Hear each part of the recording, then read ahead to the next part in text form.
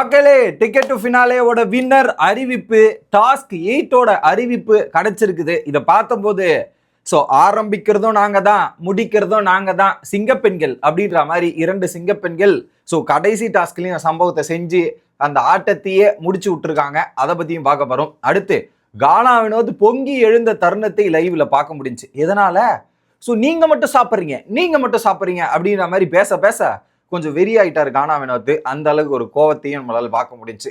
அதை தாண்டி டாஸ்க் 8ல யார் யார் எந்தெந்த ஸ்கோர் வாங்கினாங்க, லீடர் போர்டில் யார் எந்த இடத்துல இருக்காங்க அப்படின்றது எல்லாத்தையும் கொஞ்சம் டீட்டெயிலாக பார்த்துடலாம். சேனலுக்கு புதுசாக இருந்தீங்கன்னா சப்ஸ்கிரைப் பண்ணிடுங்க. வீடியோ பார்க்குற அனைவருமே மறக்காமல் லைக்கும் ஐப்பும் பண்ணீங்கன்னா இந்த வீடியோ பல பேருக்கு போய் சேர்ந்துடும். மக்களே, இப்போ கண்டென்ட்டுக்குள்ள போயிடலாம். ஃபர்ஸ்ட் ஒரு லைன் சொல்லிடுறேன். சில பேருக்கு இந்த ஒரு புரிதலே இல்லை. பிசிக்கல் டாஸ்க் வேறு, இது வேறு அப்படின்றத புரிஞ்சுக்கங்க. பிசிக்கல் டாஸ்க்ல நடக்கிறதையும் இதுல நடக்கிறதையும் எடுத்துன்னு வந்து ஈக்குவேட் பண்ணாதீங்க. அது வேற இது வேறன்றது கொஞ்சம் பேசிக்கோட பாருங்க மக்களே. சில பேருக்கு அது புரியாம கமெண்ட் செக்ஷன்ல போடுறது நான் பாக்குறேன். அதையும் இதையும் ஈக்குவேட் பண்ண முடியாதுன்றத புரிஞ்சுக்குங்க. அது பிசிக்கல் டாஸ்க் ரூல்ஸ்ல ஒண்ணு வரும். இது வேற. இது வந்து பேசுற டாஸ்க்ல தள்ளுறதுன்றது எவ்வளவு பெரிய தப்புன்றத புரிஞ்சுக்குங்க. மொதல் விஷயம். சரி, இந்த டாஸ்கை யார் ஜெயிச்சிருக்காங்க, அந்த கார் டாஸ்க்ல டிபேட் பண்ணி ஆர்குமெண்ட் பண்ணி கடைசி வரையும் பல தடங்கல்கள் நடக்கும். அதுல தண்ணி ஊத்துறது, முட்டை போடுறது, பேட்ஸ்மெல் வர மாதிரி இது போடுறது, எல்லாத்தையும் பிக் பாஸ் டீம் பண்ணுவாங்க. அதெல்லாம் தாண்டி சஸ்டெயின் பண்ணது யார் தெரியுமா? கடைசியில முதல் இடத்துல சுபிக்ஷா அவர்கள். வாரம் ஸ்டார்டிங்ல ஃபர்ஸ்ட் டாஸ்க்ல யார் யாருக்கு போட்டி நடந்துச்சு? சுபிக்ஷா அரோராக்கு தானே. இந்த டாஸ்க்லயும் கார் டாஸ்கோட எண்ட்லயும் போட்டி சுபிக்ஷா அரோரா. அதுலயும் சுபிக்ஷா ஜெயிச்சா, கார் டாஸ்க்லயும் சுபிக்ஷா ஜெயிச்சா, அதுலயும் அரோரா செகண்ட், இதுலயும் அரோரா செகண்ட். எப்படி பாத்தீங்களா? டிக்கெட்டு ஃபினாலே ஆரம்பிக்கிறதும் நாங்களே, முடிப்பதும் நாங்களே, டிக்கெட்டு ஃபினாலேல ஹைலைட் ஆகுவதும் நாங்களே அப்படிங்கிற மாதிரி.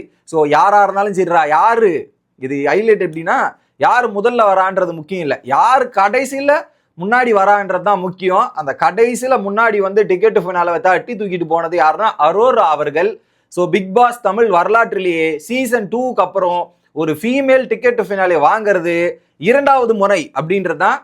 வேற மாதிரி அரோரா கலக்கிட்டீங்க அப்படின்றது சொல்லணும். ஏன்னா வந்து ஒரு ஃபீமேல் டிக்கெட் ஃபினாலே வாங்கி போறதெல்லாம் ஒரு பெரிய விஷயம்.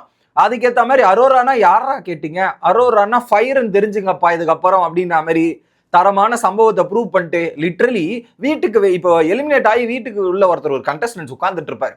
அது வந்து இது அவருக்கு ஒரு தரமான பதிலடியா கொடுத்துருப்பாங்க நான் நம்புறேன். ஏன்னா ஒரு ரீசனை சொல்லி நாமினேட் பண்ணியிருப்பார் அமித் அவர்கள் போன வாரம்.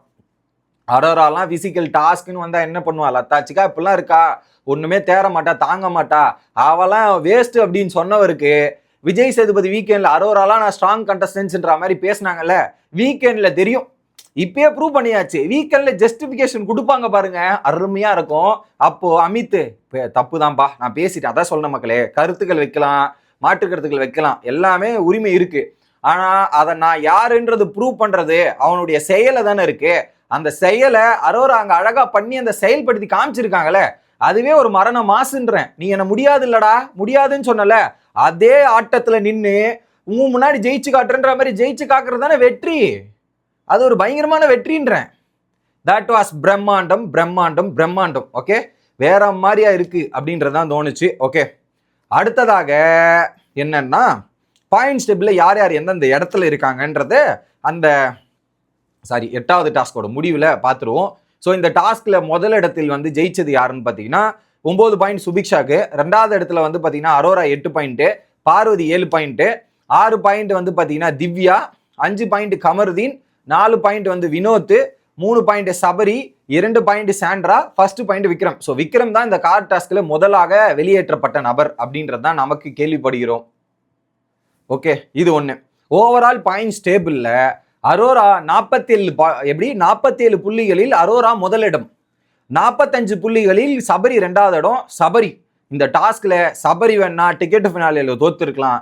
ஆனா இந்த வாழ்க்கையிலையும் சரி, ஒரு மனித நேயத்திலையும் சரி, சபரி ஜெயிச்சுள்ளான் அப்படின்றதுல நான் ரொம்ப அப்ரிஷியேட் பண்றேன்.